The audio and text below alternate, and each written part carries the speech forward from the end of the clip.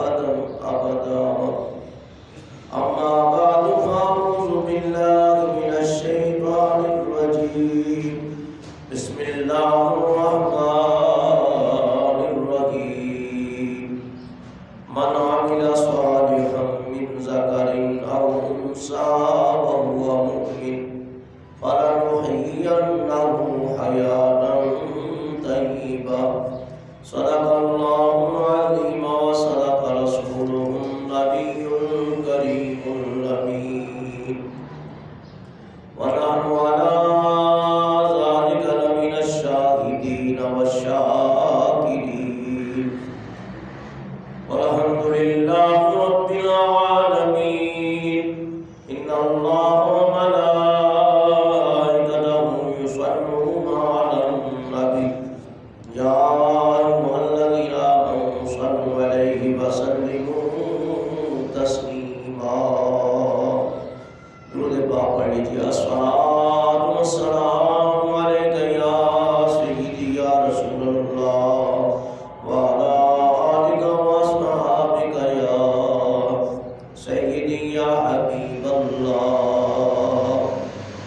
الصلاۃ والسلام علیک یا رحمۃ للعالمین وعلی آلک واصحابک یا شفیع المذنبین.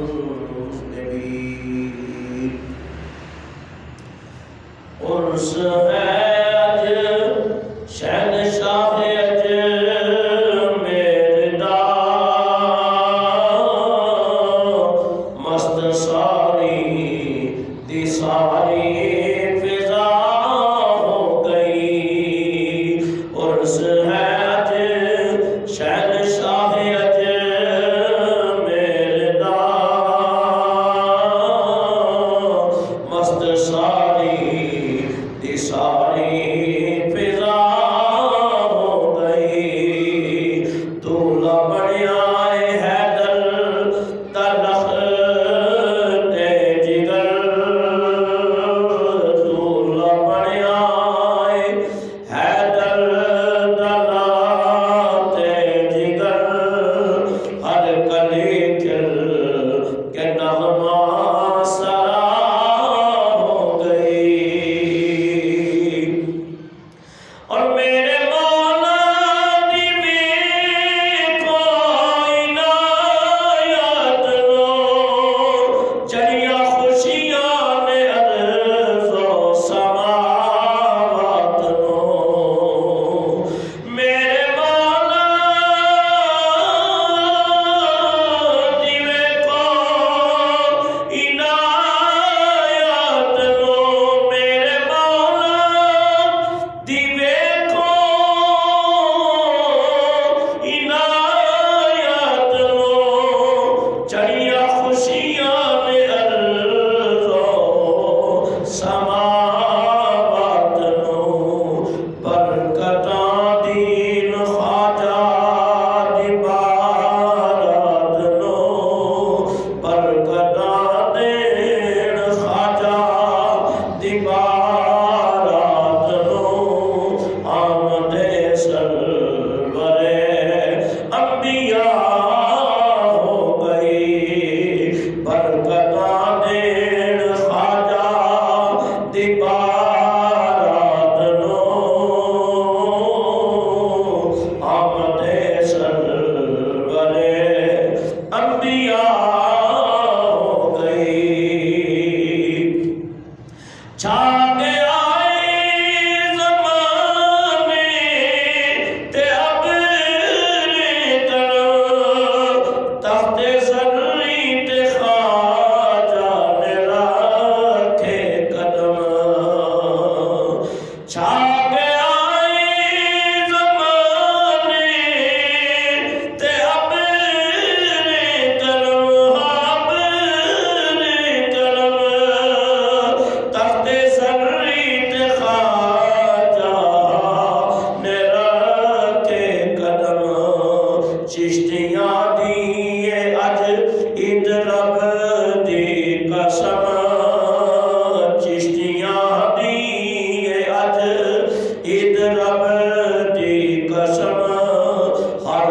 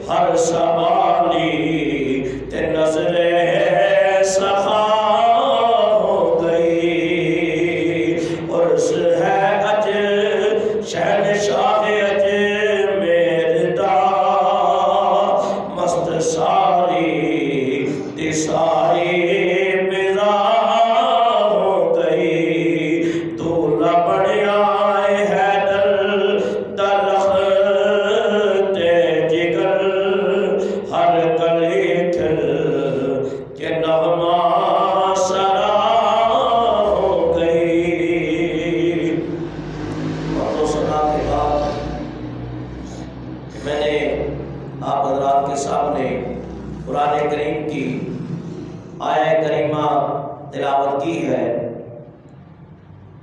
دعا ہے اللہ تعالیٰ حق بیان کرنے، حق سننے، حق قبول کرنے اور اس پر قائم رہنے کی اللہ تعالیٰ توفیق عطا فرمائے۔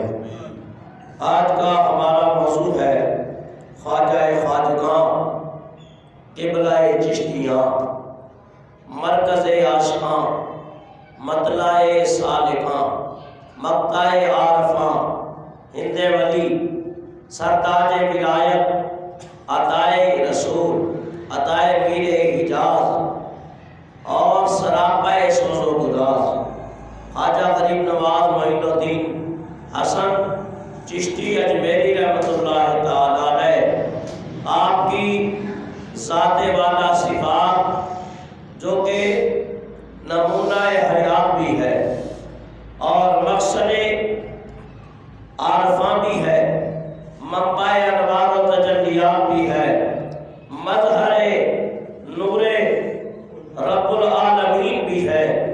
تو اسی ضمن میں آیت کریمہ تلاوت کی ہے۔ تو آپ کی حیات طیبہ بیان کرنے سے پہلے آیت کریمہ کا جو لب لباب ہے وہ عام مثال لفظوں کے اندر میں آپ کے سامنے پیش کروں گا۔ تو اللہ تبارک و تعالیٰ نے اپنے محبوب کے غلاموں کا ذکر فرمایا، اپنے نیک بندوں کو سند محبت عطا فرمائی اور ارشاد فرمایا من عمل صالحا من ذکر او انثی وهو مؤمن فلنحیینہ حیاۃ طیبہ، وہ جو اچھے عمل کرے مرد ہوں یا عورت وہ مومن ہے۔ اور پھر فرمایا فلنحیینہ حیاۃ طیبہ، پارہ جو ہے وہ 14واں ہے اور رکوع ہے 19واں۔ اللہ فرماتے ہیں ہم ان کی زندگی اچھی زندگی بنا دیں گے، یعنی اچھی زندگی کی جلا عطا فرمائیں گے اور ان کی زندگی کو پاکیزہ کر دیں گے۔ تو رجب المرجب جو ہے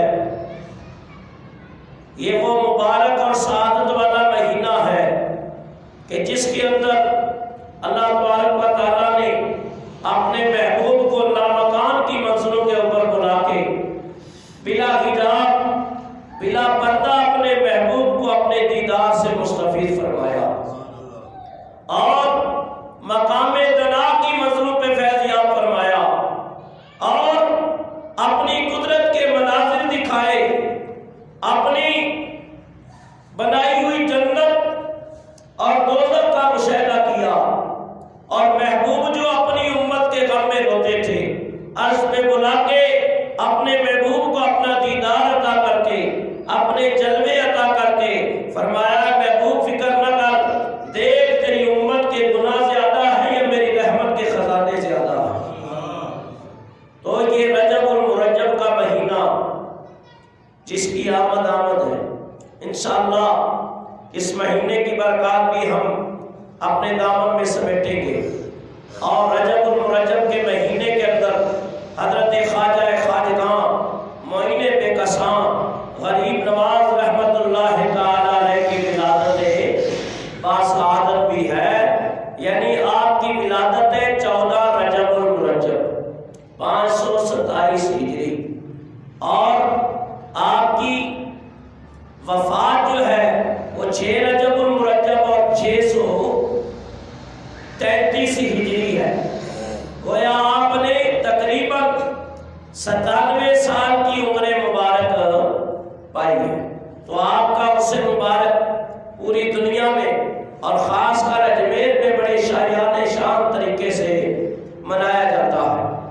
تو یاد رکھو میرے بزرگوں دوستوں، اس آیت کریمہ میں اللہ تعالیٰ ارشاد فرماتا ہے من عمل صالحا من ذکر او انثی، فرمایا جو بھی عمل صالح اختیار کرے خواہ مرد ہو یا عورت وہو مومن پس وہ مومن ہے، فلنحیینہ حیاۃ طیبہ، اللہ تعالیٰ فرماتا ہے میں ان کی زندگی کو پاکیزہ کر دیتا ہوں، ان کی دنیا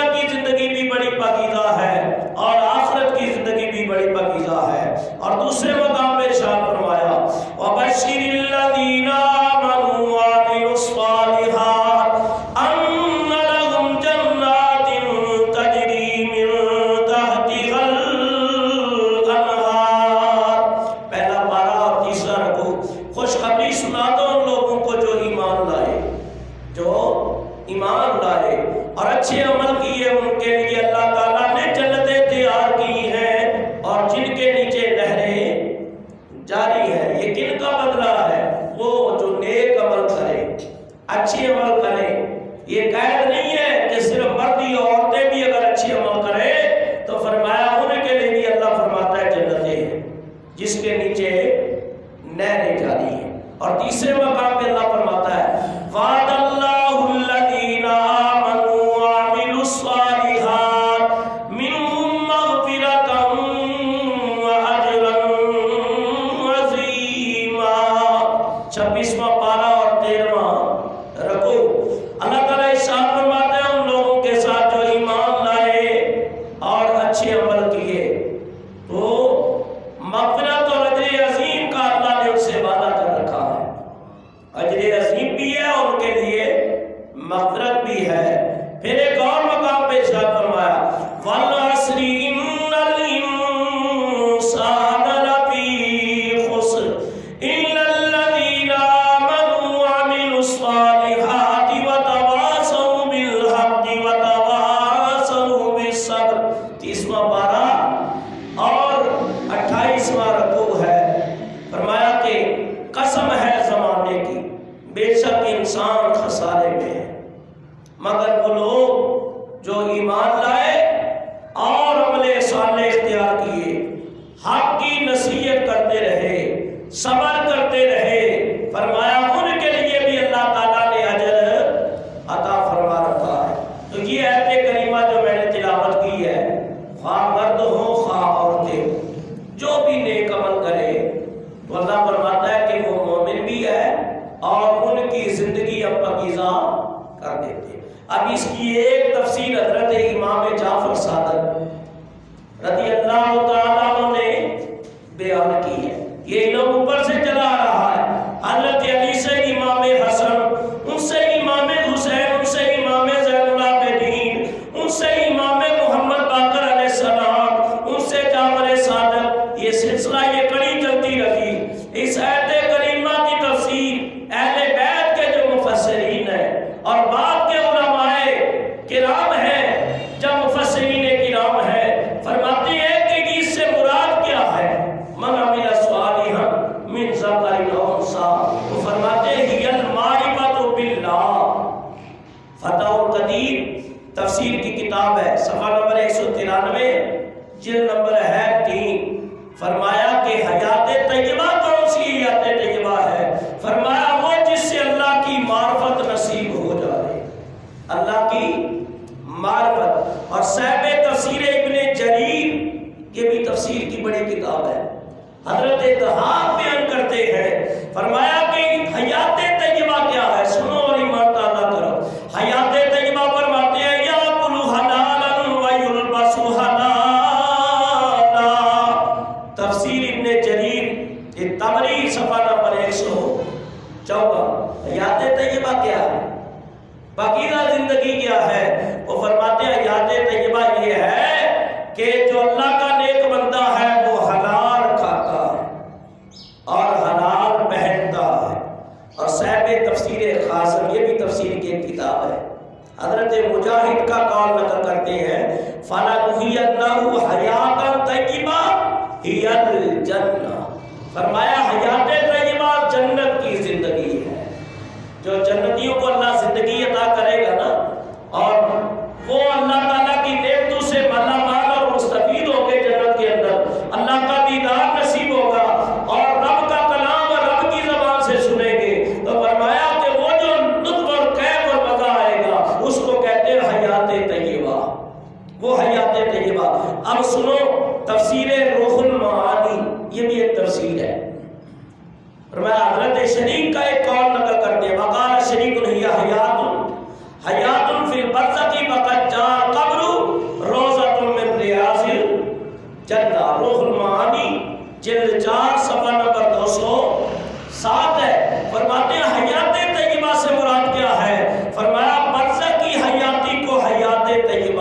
فرماتے ہیں برزخ کی زندگی.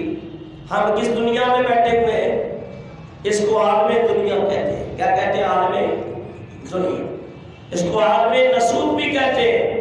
اور مرنے کے بعد جب انسان قبر کی طرف منتقل ہوتا ہے تو وہ ہماری برزخی زندگی ہے.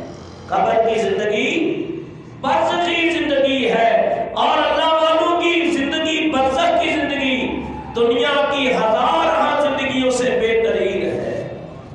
فرمایا کہ یہی حیات طیبہ ہے برزخی زندگی کہ جب اللہ تعالیٰ کا نیک بندہ قبر کے اندر پہنچ جاتا ہے اللہ کے حبیب علیہ السلام فرماتے ہیں جدھر نگاہ جاتی ہے ہریالی ہی ہریالی نظر آتی ہے. جدھر ہی نگاہ جاتی ہے جنت کی کھڑکی کھل جاتی ہے. جنت کی خوشبوئیں اور ہوائیں آتی ہیں. یہاں تک کہ جدھر نگاہ جاتی ہے وہ جنت کا نظارہ کر رہا ہوتا ہے. وہ جنت کا نظارہ کر رہا ہوتا ہے. اسی کو کہتے ہیں حیات طیبہ. اور حضور فرماتے ہیں قبر المومنی روضۃ من ریاض الجنہ کہ مومن کی قبر جنت کے باغیچوں میں سے ایک باغیچہ ہے. میاں خواجہ غریب نواز رحمت اللہ تعالی علیہ جن کا نام تھا حسن. کیا نام تھا؟ حسن. اور والد کا نام تھا غیاث الدین. ماں کا نام تھا ام الورا مہنور بی بی رحمت اللہ تعالی علیہ. یہ ان کے جسم و جلال تھے. اللہ تعالیٰ کے یہ نیک بندے انہوں نے کیسی زندگی گزاری ہے کہ ان کی زندگیاں حیات طیبہ میں تبدیل ہو گئی. 97 سال کی عمر گزاری ہے اور زندگی گزار کے ایسا نام روشن کیا ہے اپنا اپنے خاندان کا اور خاندان چشت کا اور اپنے مرشد کریم کا اور نبی پاک کے گھرانے کا اور سیدوں کا نام روشن کیا ہے اور انشاءاللہ قیامت تک روشن رہے گا. فرمایا یہاں تک کہ حضرت خواجہ غریب نواز رحمت اللہ تعالی علیہ 97 سال کی عمر مبارک پائی لے کر وہ کارنامے انجام دیے. آپ نے وہ کرامات کا آپ کا اظہار ہوا ہے رہتی دنیا تک آپ کا ذکر جاری ہو ساری رہے. اور اپنی طرف ہم دیکھیں ہماری زندگی کیسی ہے اور ہم کیسے گزار رہے ہیں اور انہوں نے کیسے گزاری ہے. اور یاد رکھو ان اللہ لا یغیر بقوم فرمایا اللہ تعالیٰ ارشاد فرماتا ہے ما بقوم حتی یغیروا ما بانفسہم. اللہ اس شخص کی اس قوم کی حالت نہیں بدلتا جب تک انسان کو اپنی حالت بدلنے کا خیال نہ ہو. کسی شاعر نے کہا اللہ نے آج تک اس قوم کی حالت نہیں بدلی اور جسے کچھ خیال نہ ہو اپنی حالت بدلنے کا. تو میاں جب تک ہم اپنی حالت نہیں بدلیں گے ہم نبی پاک کے طریقے میں نہیں آئیں گے نمازیں نہیں پڑھیں گے حلال نہیں کھائیں گے اور تمیز نہ کریں گے تو یاد رکھو ہماری زندگی حیات طیبہ نہیں بن سکتی پاکیزہ نہیں بن سکتی. تو ہمیں پھر حکومت کا تم لوگ کیوں رونا روتے ہو؟ مہنگائی کا رونا کیوں روتے ہو؟ کیوں؟ جب ہم اپنی حالت نہیں بدلیں گے اور اللہ سے دور بھاگیں گے برے رہیں گے تو جب ہم برے ہوں گے تو پھر حکمران بھی اللہ برے ہی ڈالے گا. ایسا ہی ہے نا. اور اگر قوم نیک ہو جائے نمازی ہو جائے متقی پرہیزگار ہو جائے تو اچھے بن جائے مومن بن جائے تو اللہ تعالیٰ پھر حکمران بھی اچھے ہی دے دیتا. تو میاں دوسروں پہ کیچڑ اٹھانے سے پہلے ہر آدمی اپنا محاسبہ کرے میں کتنی نمازیں پڑھتا ہوں 5 پڑھتا ہوں اور رسول اللہ کے طریقے پہ چلتا ہوں. تو اگر چلیں گے تو پھر خیر ہی خیر ہے. ہٹ جائیں گے تو نبی کا اللہ والوں کا یا اللہ کا ہم کچھ نہیں بگاڑ سکتے. بگاڑیں گے تو اپنا ہی بگاڑیں گے. حضرت خواجہ غریب نواز رحمت اللہ تعالی علیہ آپ نے اللہ والوں کی زندگی کو اختیار کیا. اور کل میں حدیث پڑھا رہا تھا مسلم شریف اور مشکات کی حدیث ہے. نبی پاک صاحب الاولاد صلی اللہ علیہ وسلم فرماتے ہیں کہ یاد رکھو اللہ والوں کے رستے کو اختیار کرو. اللہ والوں کے رستے کو اختیار کرو. جب اختیار کرو گے تو یاد رکھو پھر اللہ تعالیٰ کی رضا کے دروازے تمہارے اوپر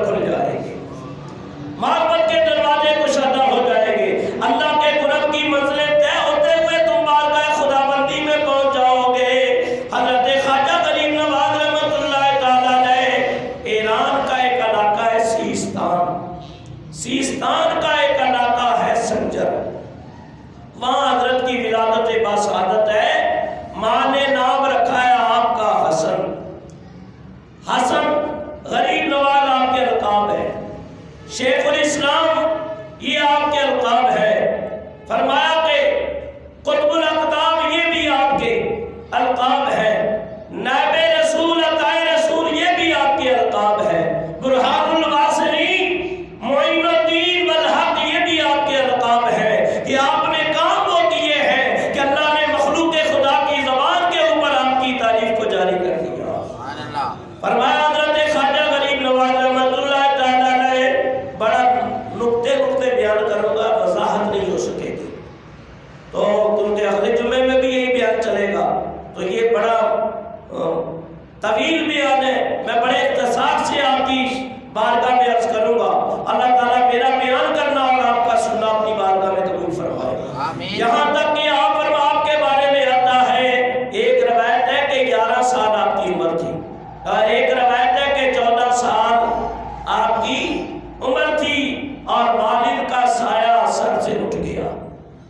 والد کا سایہ اٹھنا تھا کہ ماں نے آپ کی تربیت کرنا شروع کی، ماں نے آپ کو مکتب میں بھیجا، آپ نے علم پڑھا، یہاں تک کہ اپنے علاقے کے اندر شروع کے اسباب پڑھے، قرآن پاک یاد کیا، اور کچھ درسی کتابیں پڑھی، اور ایک پن چکی اور ایک باغ والد ترکے میں چھوڑ گئے تھے، اس کی کانٹ چھانٹ کرتے، دن میں روزے سے رہتے، اور آپ کے بارے میں بابا فرید الدین تنشک رحمۃ اللہ علیہ نقل کیا ہے، آپ کے خلیفہ اعظم حضرت قطب الدین بختیار کاکی رحمۃ اللہ نے نقل کیا ہے کہ حضور غریب نواز کثرت سے مجاہدہ کرتے تھے، کثرت سے مجاہدہ کرتے تھے، فرمایا کہ باغ کی رکھوالی کرتے اور دن میں نماز میں ہوتے، نفل پڑھتے، قرآن کی تلاوت کرتے، اور جب طلب سچی ہو تو اللہ تعالیٰ منزلیں قریب کر دیتا، اور یہ اللہ کی عطا ہوتی ہے۔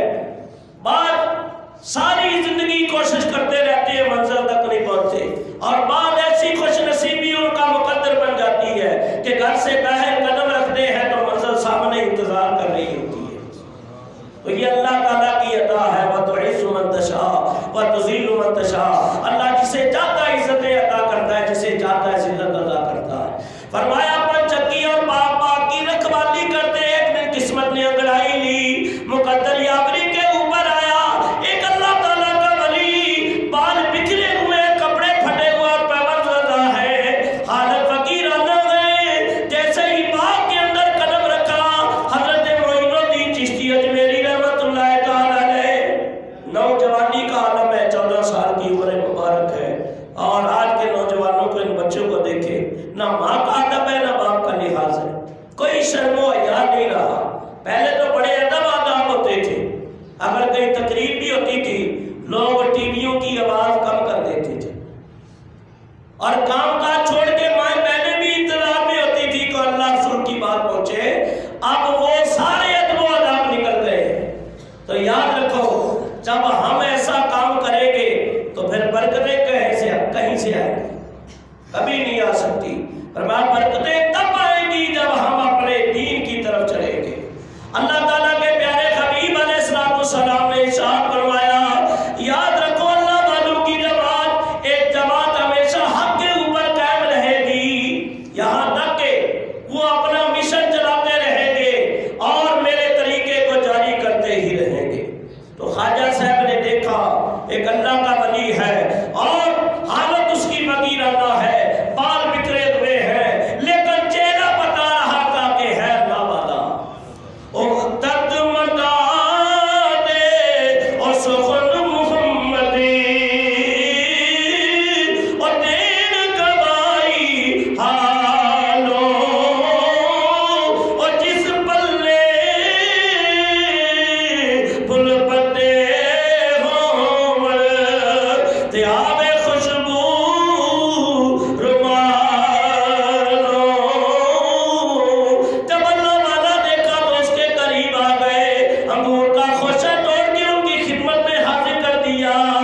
اس فقیر اللہ والے نے کھایا جس کا نام تھا ابراہیم قندوزی، اور ٹھنڈا پانی پیا، بڑی راحت اور سکون محسوس کیا اور کہا کہ بچہ بڑا سعادت مند ہے، نیکوں کی اولاد ہے، اور ماں باپ کے اچھے خصائص عادت و اطوار کے اثرات نظر آ رہے ہیں، اور اس اللہ کے ولی نے جمیل کو فوراً ہی پڑھ لیا، فوراً کی اوپر نگاہ لگائی اور پڑھ لیا۔ تو یاد رکھو اللہ والوں سے کوئی چیز چھپا کرتی نہیں ہے۔ حضور فرماتے ہیں اتقوا فراست المؤمن فإنه ينظر بنور اللہ، وہ اللہ کے ولی کی فراست سے ڈرا کرو، وہ رب کے نور سے دیکھتا ہے۔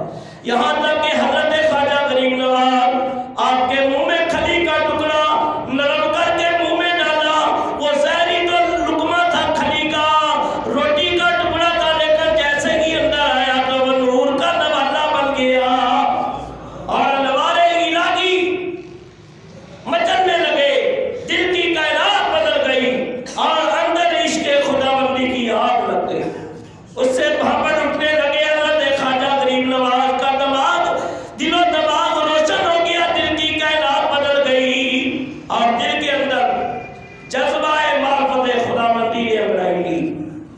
اور آپ فرما رہے تھے میاں آج تو اس بات کی رکھوالی کر رہا ہے، لیکن ان قریب اللہ تعالیٰ مجھے ولایت کے باغ کا نگہباں بنائے گا، ولایت کی باغ کا اللہ تعالیٰ تجھے مالی بنائے گا۔ اور یاد رکھو جس طرح مالی اپنے باغ کی رکھوالی کرتا ہے، پیر کامل بھی اپنے مریدوں اور عقیدت مندوں کی ایسے ہی رکھوالی کرتا ہے۔ فرمایا مالی باغ دیرا کی کریدا، اور پھل کچے امڑی یا پکے، اور پیر مریدا تے سر تے رہیندا، وہ جھوٹے امڑی یا سچے۔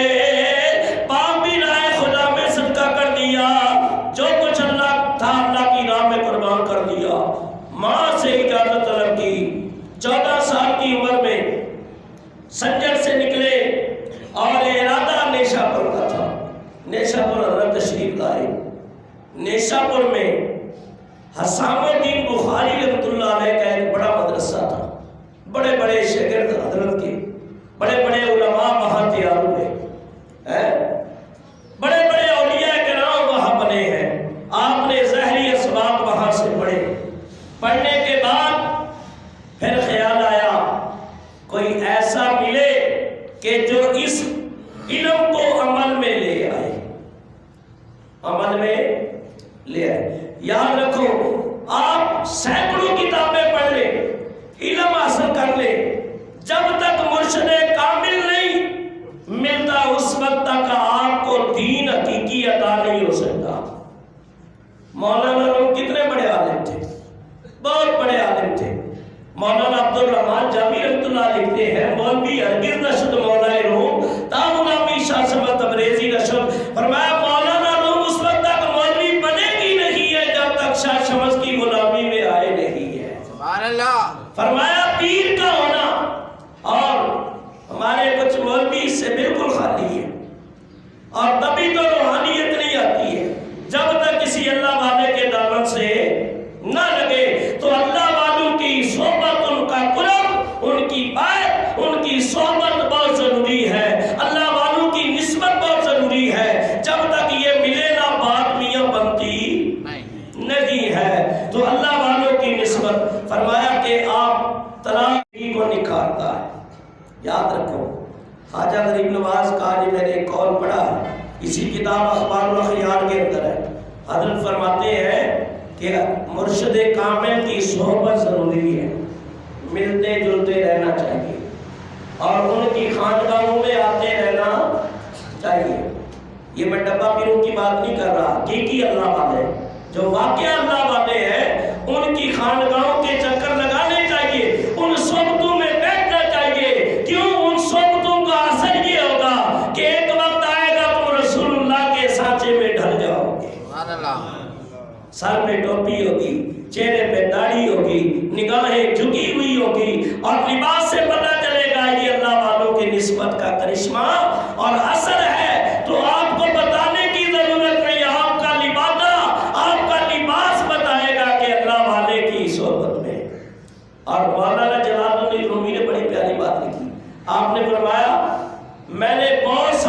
انسانوں کو لباس کے باوجود بھی ننگا دیکھا ہے، لباس کے باوجود بھی ننگا دیکھا ہے، اور بہت سارے انسان ننگے دیکھے ہیں، اور پھر بہت سارے لباسوں کے اندر ہم نے انسان بھی دیکھے ہیں، ہم نے انسان بھی دیکھے۔ کوئی تو صرف بن سج کے نکلتے ہیں، اندر انسانیت نام کی کوئی چیز نہیں ہوتی، اور کئی پھٹے ہوئے کپڑے ہوتے ہیں لیکن اندر انسانیت شیشے کی طرح صاف نظر آ رہی ہوتی ہے۔ تو ایسے لوگ بھی ہیں۔ حضرت معین الدین چشتی اجمیری رحمۃ اللہ تعالیٰ علیہ، آپ نے شاہپور میں عالم بنے، پھر پیر کامل کی تلاش میں رہے، اور ایک علاقہ تھا جسے کہتے ہیں ہیرون۔ کیا کہتے ہیں؟ ہیرون۔ بعض لوگ ہرونی آپ کو کہتے ہیں، غلطی کے اوپر ہے، اصل لفظ ہرونی ہے، کہ وہاں ایک اللہ کا نیک بندہ ولی کامل حضرت عثمان ہرونی رحمت اللہ تعالی علیہ موجود تھے۔ آپ ان کی خدمت میں جیسے ہی پہنچے، پیر کامل نے دیکھا، کہا مجھے تیرا کب سے انتظار تھا۔ ادھر حضرت خواجہ غریب نواز مرشد کامل کی بارگاہ میں پہنچے، ادھر نظروں سے نظریں دو چار ہوئی، فرمایا نظروں سے ملا نظریں پر دے میرا پیمانہ، نظروں سے ملا نظریں پر دے میرا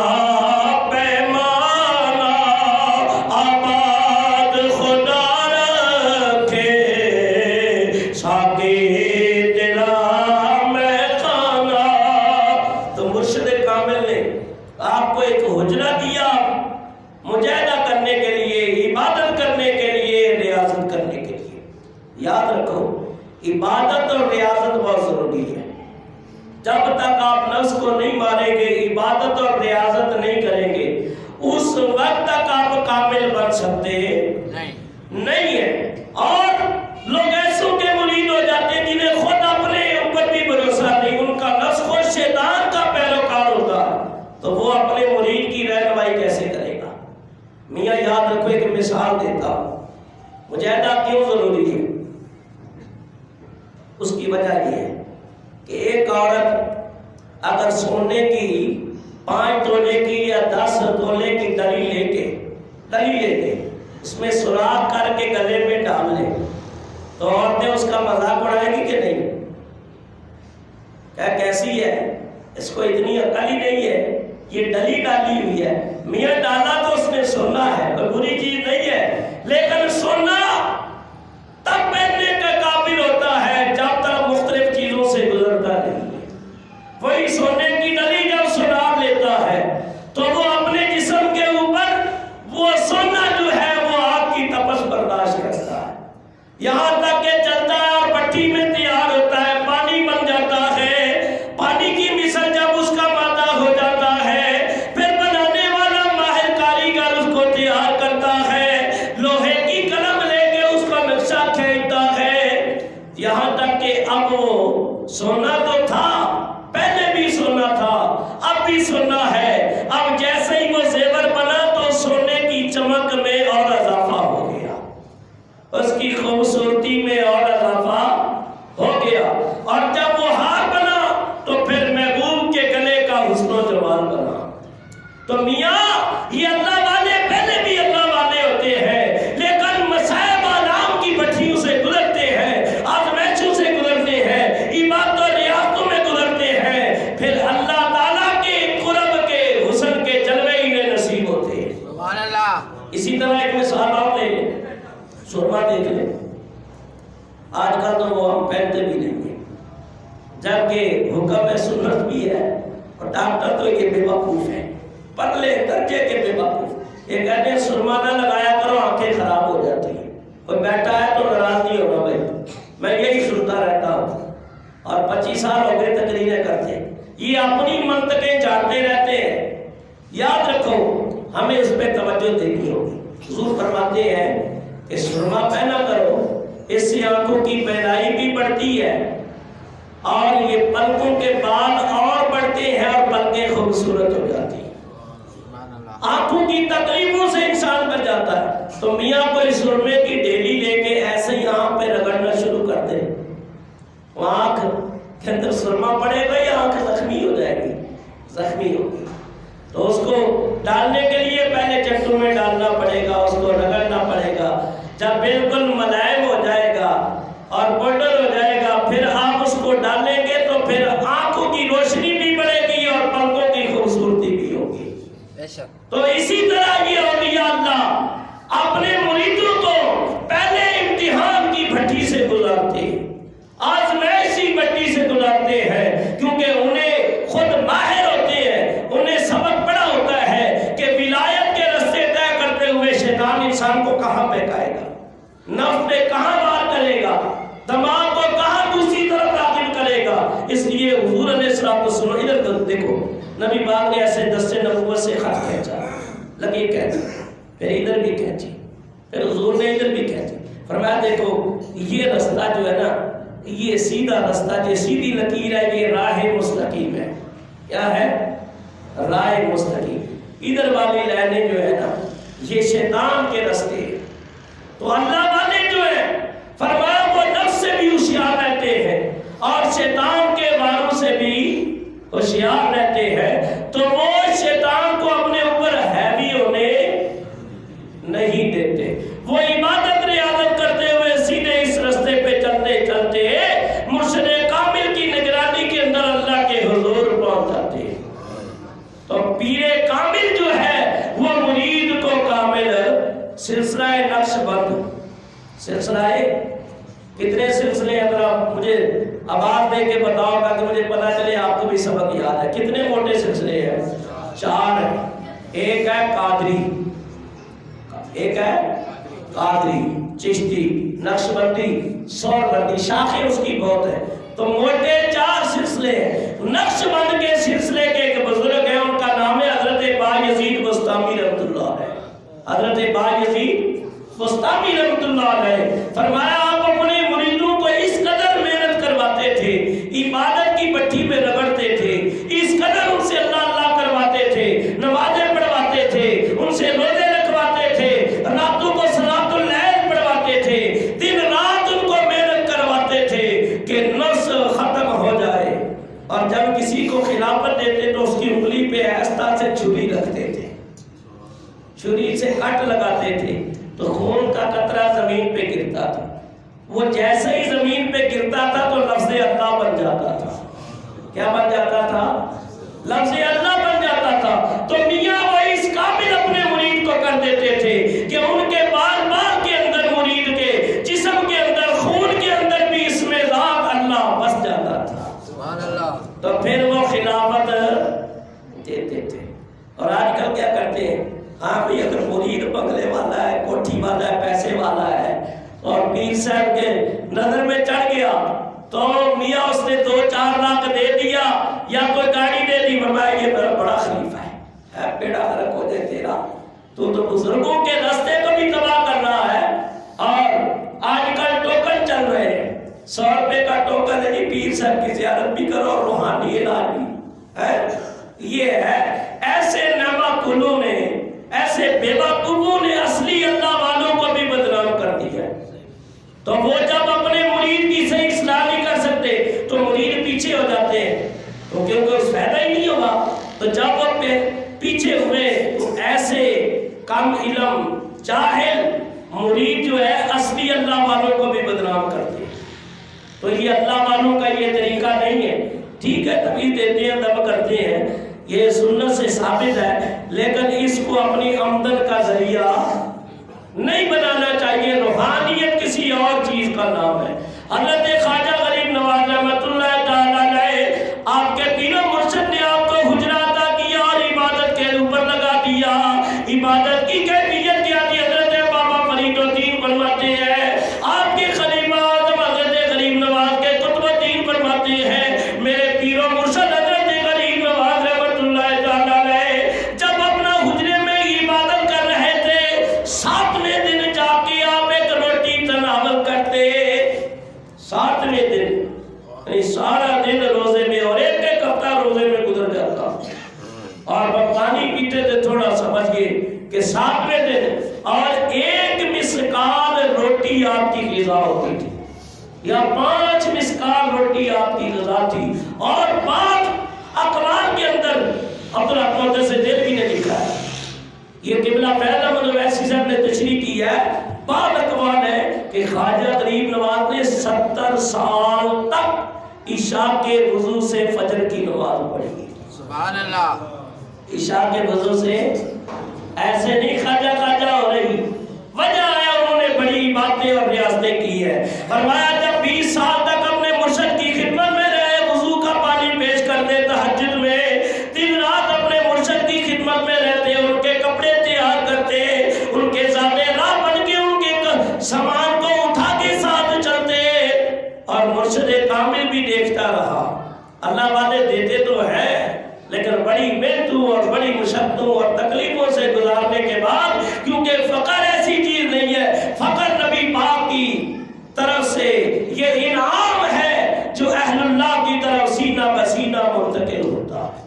خرقہ ولایت جو ہے سینہ بسینہ منتقل ہوتا ہے، ذات در ذات آتا ہے. فرمایا کہ مرید حاضر کیا گیا، آپ کے پیر و مرشد حضرت عثمان گرونی فرمانے لگے، بیٹا معین الدین یہ بتا کہ تجھے کیا نظر آ رہا ہے، تیری نگاہوں کا توجہ سے میری بات سننا. بہت سے بد عقیدہ کا عقیدہ اگر توبہ کرنے اس بات کو سمجھے تو صحیح ہو جائے گا، کم علموں کو علم نصیب ہو جائے گا، بے ہدایتوں کو ہدایت مل جائے گی، بے فکروں کو ایک فکر اور سوچ پاکیزہ مل جائے گی. مرشد کامل نے کہا معین الدین کہاں تک نظر آ رہا ہے؟ کہا حضور ساتوں زمینوں آسمانوں میں جو کچھ ہے وہ مجھے نظر آ رہا ہے. سبحان اللہ. آپ فرمانے لگے نہیں ابھی بھی کمی ہے. فرمایا جاؤ اور عبادت کرو. فرمایا پھر عبادت کرنے لگے، اللہ اللہ کرتے رہے، اللہ تعالیٰ کی ذکر میں شامل رہے، پھر مرشد کامل کی بارگاہ میں حاضر رہے. بلائے گئے، کہا اب کہاں تک؟ کہا حضور تحت الثری 7ویں زمین، تحت الثری سے عرش اولا تک مجھے نظر آ رہا ہے. آپ فرمانے نہیں ابھی بھی کمی ہے. کہا ابھی اور محنت کرو، اور محنت کی. پھر حاضر کیے گئے ایک عرصے کے بعد. کہا اب کیا نظر آ رہا ہے؟ کہا اللہ تعالیٰ کے عرش کے سامنے جو حجابات ہیں میری نگاہ ان حجابوں تک بھی جا رہی ہے. فرمایا اب تیرا کام مکمل ہو گیا. میں کہتا ہوں یہ حسنی حسینی باپ کی طرف سے، یہ اپنا حسینی اور ماں کی طرف سے حسنی، اور حسنی حسینی سید طرفین سید ہیں. اور فرمایا 12 یا 13 وارثوں سے نبی پاک کی یہ اولاد ہے. ان کی نگاہ کا عالم یہ ہے کہ عرش اولا تک نگاہ جا رہی ہے، تو امام الانبیاء کی نگاہوں کا عالم کیا ہوگا؟ سبحان اللہ. میاں یہ سوچ سمجھ اسے ہی آتی ہے جو اللہ والوں کی صحبت میں، اور جس نے مرد کے کھانا کھانا ہے اور رات بھر کمرے گندے کرنے ہیں، اس کو روحانیت کہاں سے سمجھ آئے گی؟ میاں جنہوں نے مجاہدے اور عبادتیں اور ریاستیں کی ہیں، اور پیر کامل کی نگاہ میں اسے روحانیت سمجھ آتی ہے. فرمایا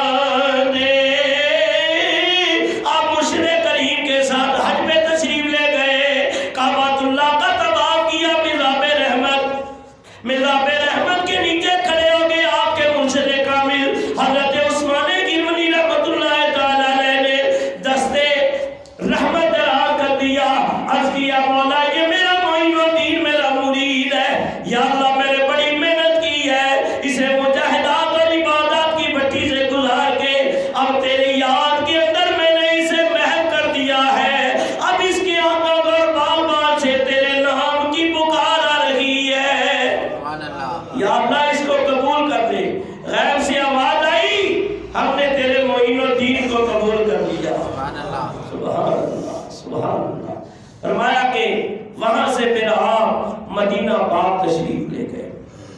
6 مہینے آپ وہاں رہے، کتنے؟ 6 مہینے آپ نے قیام کیا ہے مکہ اور مدینہ کا۔ حضور علیہ السلام کی بارگاہ میں آئے، بڑے بڑے مورخین لکھنے والوں نے تاریخیں لکھی ہیں، کتابیں لکھی ہیں، سینکڑوں نہیں ہزاروں کتابیں اس بات کی بیان دلیل ہے۔ یاد رکھو ہمارا اہل سنت و جماعت کا عقیدہ اور ایمان ہے، حضور آج بھی اپنے مزار میں زندہ ہے، نبی پاک آج بھی اپنی قبر انور میں زندہ ہے۔ حضرت عثمان غنی نے حکم دیا بیٹا معین الدین اپنے جد امجد کی بارگاہ میں سلام پیش کرو۔ میاں سلام ان کو کرتے ہیں جو سلام کا جواب دیتے ہیں، کہ آپ قبرستان میں چلے جاؤ کہتے ہیں السلام علیکم یا اہل القبور، تم کہتے ہیں سنتے نہیں، اور سنتے نہیں تو بے وقوف سلام کیوں کرتے ہو؟ جب سنتے ہی نہیں ہے تو کرتے کیوں ہو؟ پھر تم جیسا تو کوئی نکھٹو ہی نہیں ہے، بے وقوف آمد نہیں ہے، سنتے ہیں تبھی تو سلام۔ اللہ کی حبیب جنت البقیع میں جا کے کیا فرماتے تھے؟ سلام علیکم فنعم عقبی الدار، اے دار آخرت میں پہنچنے والا تجھ پر نبی کا سلام ہو، السلام علیکم یا دار المؤمنین، اے امن کے گھر میں داخل ہونے والا تجھ پر نبی کا سلام ہو۔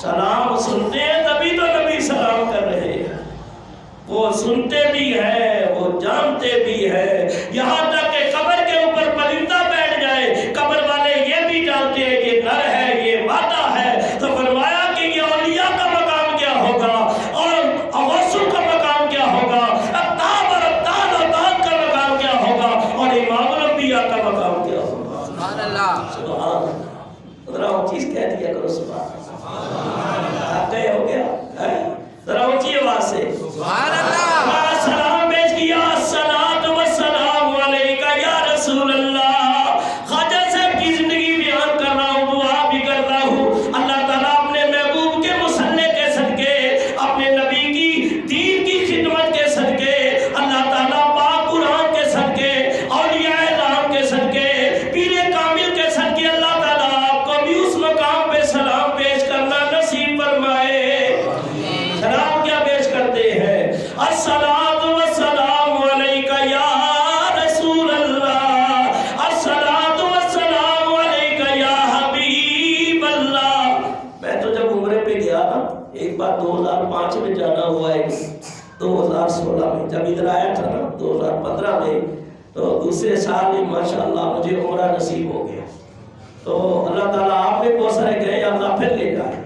میری یہ کوشش ہوتی تھی جب بھی نماز پڑھو، خاص کر فجر کی اور رات تہجد کی، تو ایک بار حضور کی بارگاہ میں سلام ضرور پیش کرو۔ تو اللہ تعالیٰ یہ توفیق پھر عطا کرے، یادیں آتی ہے اور دل چاہتا ہے آنکھیں سوڑے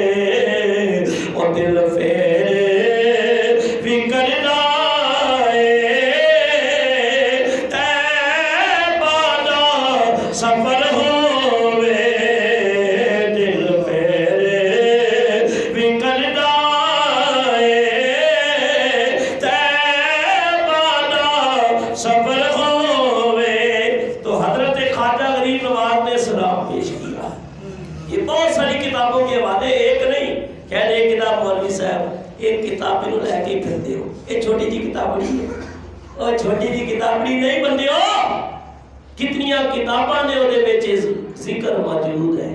خواجہ صاحب نے جب سلام عرض کیتا نا، حضور دی بارگاہ چ مرشد نے آکیا حکم دیتا پتر سلام پیش کر، نبی پاک دی بارگاہ جو سلام پیش کیتا آواز آئی وعلیکم السلام یا سلطان الہند، سبحان اللہ، اے ہند کے سلطان تم پر بھی ہمارا سلام ہو، وعلیکم السلام یا سلطان بر والبحر، کہ بر بحر کے سلطان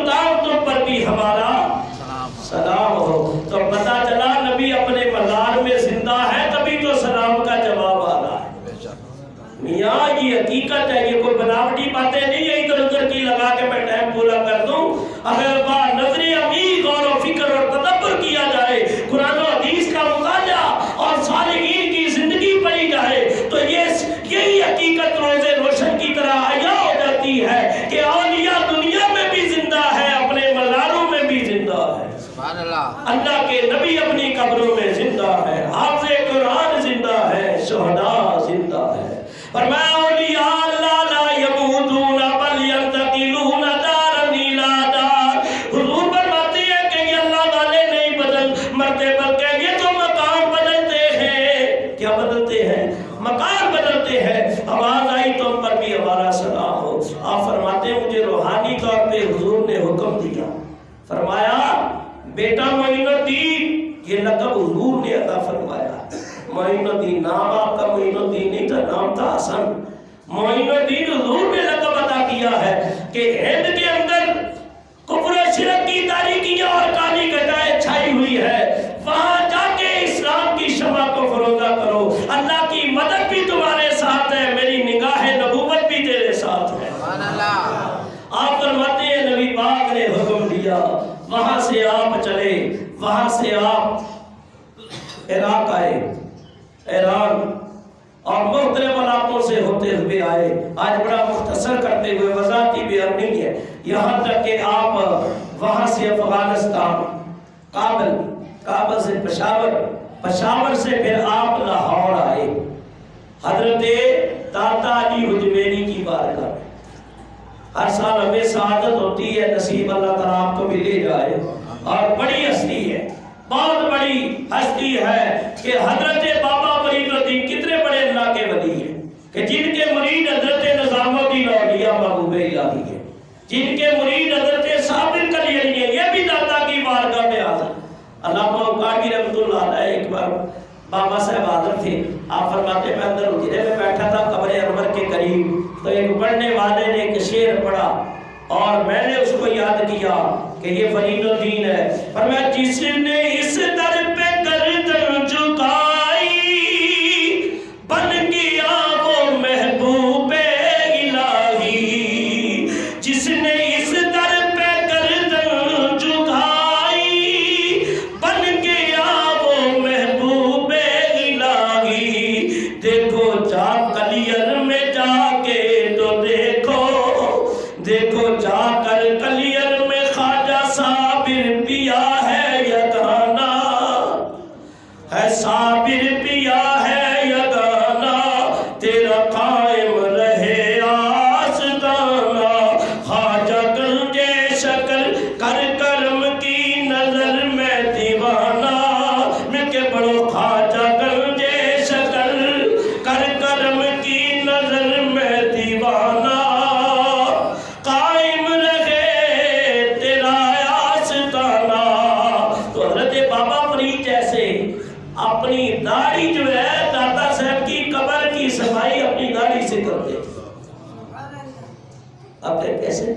حدیث میں ہے ایک صحابی ہے، اللہ ان کے مزار پہ کروڑ رحمتیں برتے نازل فرمائے، حضرت ابو ایوب انصاری رضی اللہ تعالیٰ، حضور کی قبر انور کی صفائی کو اپنے چہرے سے کرتے تھے۔ یہ انتہائی عقیدت اور محبت کا مقام ہے۔ تو حضرت بابا فرید الدین فرمایا کہ نہیں جاؤ بھائی، کیا ملتا ہے؟ میں جن کو ملتا ہے وہ جاتے، ان کی عقیدت ہے، کم سے کم اگر نہیں جاتے تو نہ جاؤ، لیکن جو جاتے ہیں ان کو تو نہ خراب کرو، ان کو تو نہ بھی رکھو، ان کو ان کا عقیدہ ہے اور ہمارا عقیدہ ہمیں ملتا، الحمدللہ ہمیں ملتا ہے۔ ٹائم پورا ہو گیا ہے، بات عرض کرتا ہوں۔ فرمایا کہ یہ جو پڑھے لکھے لوگ نہیں ہوتے نا، جو پڑھے لکھے ہوتے ہیں ان کو تو دلیلیں چاہیے، ان کو تو کتابیں چاہیے، بخاری میں کہا ہے، مسلم میں کہا ہے، یہ ٹکوسلے مارتے رہتے ہیں۔ اور جو پڑھے لکھے نہیں ہیں، جن کے دل میں اولیاء کی عقیدت ہے نا، وہ بغیر دلیل کے فوراً سلام پیش کرتے ہیں۔ ایک ایسا ہی تھا بیچارہ، پڑھا لکھا نہیں تھا، عام آدمی تھا، لیکن داتا صاحب کی بارگاہ میں گیا کہ داتا مجھے دے دے۔ داتا کہتے ہیں دینے والا، داتا کے اوپر میں نے بیان کیا ہے، اور آپ کو داتا کیوں کہا جاتا ہے؟ کہتے ہیں اللہ داتا ہے، اللہ کا کوئی نام داتا نہیں ہے، اللہ کا کوئی نام غوث نہیں ہے، اللہ کا کوئی نام خواجہ نہیں ہے، یاد رکھو۔ فرمایا یہ سارے بندوں کے نام ہیں. فرمایا کہ اللہ کے اسماء کے ساتھ اس کی امیزش کر کے لوگوں کے ذہن خراب کرنا یہ اللہ والوں کا کام نہیں ہے، نہ علماء دین کا کام ہے. وہ کہنے لگا اس کا عقیدہ تو داتا دے دے، داتا دے دے، داتا 10 روپے دے دے. کہنے لگا یہ پترا، کہنے لگا کیوں ایسے کام کرتے، ایسی حرکتیں کرتے، یہ تجھے قبر والا کیا دے گا؟ اس نے 10 نکالے جیب سے، بلے پھڑ جا. کہا داتا پہلے تو سنتے تھے، داتا حقیقت میں مان گیا ہوں، دلوایا بھی اس سے ہے جو تجھے مانتا بھی نہیں، دلوایا بھی اس سے ہے جو تیرے کو مانتا ہی نہیں ہے.